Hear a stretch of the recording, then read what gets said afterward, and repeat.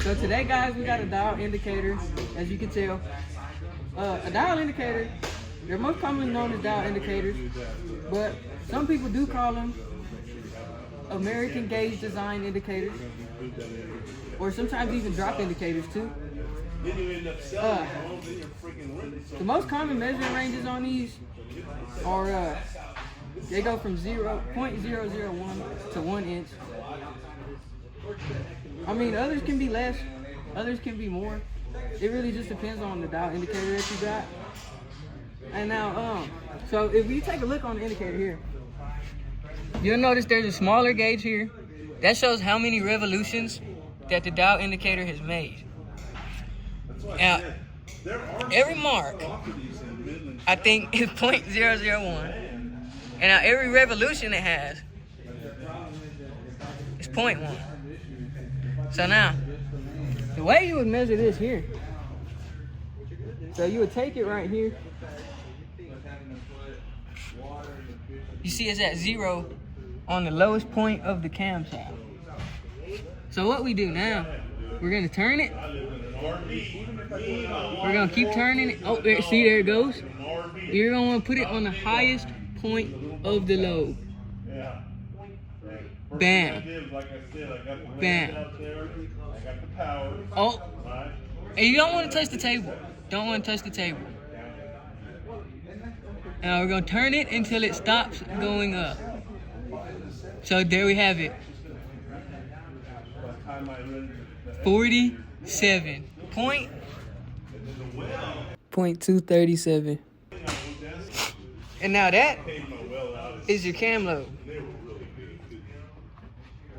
And so essentially what you want to do that for is so if you have an out of whack cam, your engine's not going to run good.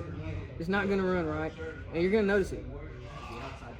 So if you have a capability to take your cam out of your car and use a dial indicator, you can tell for what yourself. You can tell what's wrong with the cam. And now I'll show you on another lobe here. I'll show you on another lobe here. So now I'm gonna show you on another lobe here. So you see, we got it on 0 at the lowest point of the camshaft of the lobe. Now we're gonna keep turning it. Here it goes up again.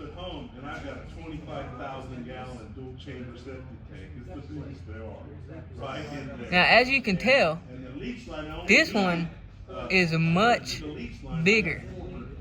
This one is gonna be 2.047. I mean 0.237. I apologize. So as you can tell, I'm not sure about the specs on this camshaft now, but if you were the technician, you would have the specs, so you would know what is wrong with it. So now,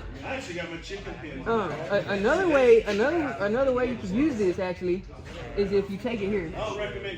And let me tell you, this is really crucial. This is really crucial to the whole setup, because if you don't have a steady, flat, non-moving surface, the measurement's not going to be accurate. As you can tell, look here. See, just even the slightest movement. Just even the slightest. You can probably breathe on it. Okay. So now, another way that you can actually use them here, you're gonna take it, and if you put it right here, so you're gonna put it right here. Make sure it's good and locked in here. And so once you got it here on the gear itself, now usually you would do this inside of the car while it's in the engine still. But as you can tell, we have it outside of the engine today. So make sure nobody's touching the table. You're gonna have it set up at 0 on the gear here. And now to measure runout, what you would do now is just move the camshaft or the gear that you're doing. You can do this at any gear that's in your car, in your engine, maybe in your car too. I don't know. As you can tell, the cam is not wobbling inside of these shafts. So what that means is that there is no runout. And that right there is how you use a dial indicator. And now, there is a couple things I missed at the beginning of the video that I would like to share. So as you can tell, a safety shirt, safety pants, steel-toe Air Forces, and of course, the safety glasses. If you don't got your PPE in the shop, don't get in the shop.